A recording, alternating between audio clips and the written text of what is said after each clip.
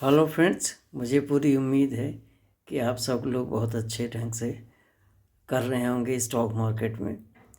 मैंने 23 तारीख को आपसे कुछ बातें किया था अपने लॉन बैठ करके। उस वीडियो में काफ़ी रोड साइड की तरफ लॉन है तो काफ़ी डिस्टर्बेंस था, इसलिए मैंने सोचा कि आपको देखने में और समझने में दिक्कत हो रही, इसलिए मैं आज अपने कमरे में स्टडी रूम बैठ करके आपसे बात कर रहा हूँ। उस दिन मैंने ये कहा था, बताया था आपको कि अमेरिका में रेट कट के जो पोल होता है वो उस दिन फ्राइडे को लोएस्ट पॉइंट पे था। 35 लोग कह रहे थे कि रेट कट होगा, बाकी सोच रहे थे कि नहीं होगा। उसके बाद अचानक जो डिप्टी गवर्नर हैं वहाँ के, उनमें से दो, एक हैं मिस्टर क्रिस्टोफर वॉलर और दूसरी हैं लेडी फेड फेड की मैरी लॉरी। इन दोनों ने कहा कि रेट कट बहुत ही आवश्यक है, ये होना चाहिए। इस वजह से रेट कट की प्रोबेबिलिटी बढ़ के 82% हो गई। अब 82% लोग कहने लगे कि रेट कट होनी चाहिए। ये न्यूज़ आज सुबह सुबह एकदम आ गई और कल रात से ही ये वहाँ पे अमेरिका में थी। इस वजह से आज सुबह मार्केट खुलते ही मेटल के सारे स्टॉक ऊपर हो गए। 19-20 रुपये हिंडाल्को भाग गया, बाकी और मेटल के शेयर ऊपर थे। तो अब ऐसी स्थिति में इतना मार्केट वॉलेटाइल है तो आपको चीज़ों को समझ के काम करना है। और शॉर्ट टर्म के लिए तो मैं कहता ही नहीं कि आप कोई ट्रेड लें।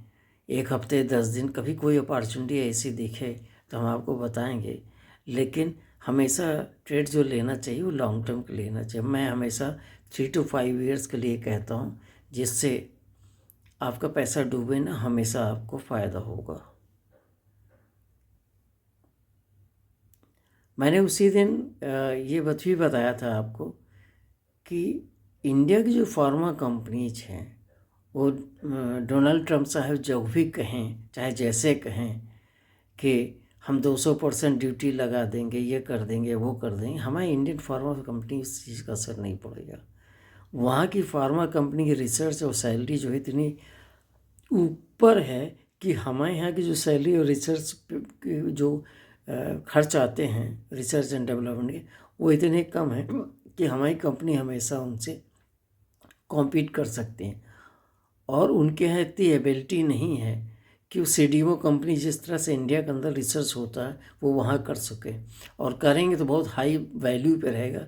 इसलिए उनकी जो दवा है हमारे यहाँ से बहुत महंगी हो गई। इसलिए इंडियन फार्मा कंपनी पे हमको भरोसा है। और उस दिन बात करते बढ़ते ऐसे ही हमने बता दिया था कि ल्यूपिन, आरो फार्मा और डॉक्टर रेड्डी ये कंपनी फ़ायदे में रह सकती है। आज इट इज़ बस चांस कि ऐसा हो गया, हमारी कोई उसमें बहुत जल्दी तारीफ़ करने की ज़रूरत नहीं है। ल्यूपिन आज 42 रुपये ऊपर बंद हुआ, डॉक्टर रेड्डी 9 रुपये ऊपर बंद हुआ, आरो फार्मा 14 रुपये ऊपर बंद हुआ। इसके अलावा लुपिन और आरो फार्मा काफ़ी ऊपर थे दिन में।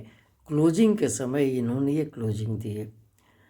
ये चीज़ें कभी कोई हो सकती हैं, इसमें बहुत बड़ा मेरा कोई ज्ञान नहीं है कि मैंने बड़ा कमाल कर दिया। 42 रुपये लुपिन बोल दिया, आज 42 रुपये ऊपर निकल गया। हो जाता है, चांस की बात है।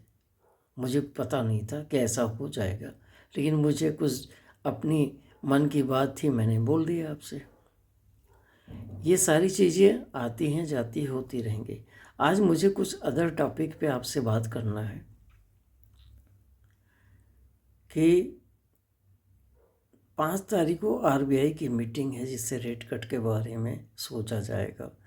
मुझे जो अपनी फीलिंग है, जो अपने न्यूज़ है, जो अपने गट्स हैं, उसमें मुझे ऐसा लगता है इन्फ्लेशन हमेशा लोअर ट्रेजेक्ट्री में है। ऐसी स्थिति में 5 तारीख को RBI 25 basis point Q1% rate cut करेगा। ठीक है, नंबर 1।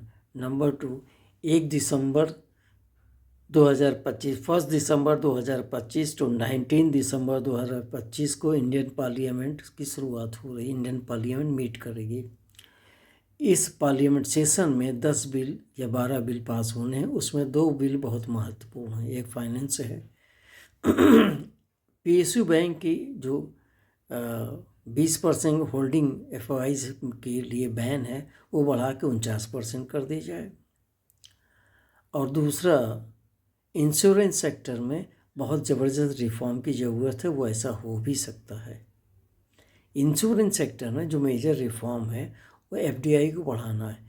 एफडीआई को 49% से बढ़ाकर 100% करने की पूरी पॉसिबिलिटी है। ऐसे में जो इंश्योरेंस सेक्टर है वो बूम करेगा।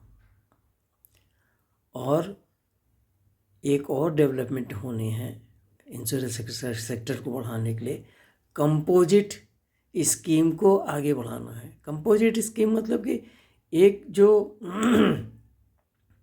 इंश्योरेंस सेक्टर का जो एजेंट होता एक ही कंपनी की पॉलिसीज़ को सेल और बाई कर सकता था, मार्केटिंग कर सकता था एक ही कंपनी की। अब कंपोजिट स्कीम में वो कई कंपनियों की मार्केटिंग कर सकता है, उसकी सहूलियत होगी, उससे उसको भी फ़ायदा होगा और लोगों को फ़ायदा होगा। कंपोजिट स्कीम इंश्योरेंस सेक्टर में लागू होने से इंश्योरेंस सेक्टर को बहुत बढ़ावा मिलेगा।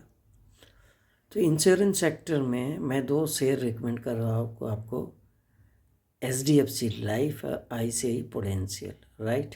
ये 2 शेयर रख लीजिए ध्यान में। आज की प्राइस नोट कर लीजिए क्या है, उससे ये बहुत ऊपर जाएंगे, ठीक है। और निकट भविष्य में और कोई बातें होगी हम उस पर आपसे बात करेंगे। आप हमारे चैनल को देखते रहिए, सब्सक्राइब करते रहिए, और कोई प्रॉब्लम हो तो मुझे बताइए, हम उसको सॉल्व करने की कोशिश करेंगे। Thank you very much. मेरे चैनल को देखिए, मुझे कमेंट कीजिए, मेरे चैनल को सब्सक्राइब कीजिए, जिससे हम आपको और न्यूज़ बेस्ड जो भी हमारे पास सूचनाएं हो हम आपको प्रेषित करके हमेशा आपको इन्फॉर्मेशन देते रहें, जिससे आपका फ़ायदा हो सके। Thank you very much. Subscribe and see my channel. Thank you very much.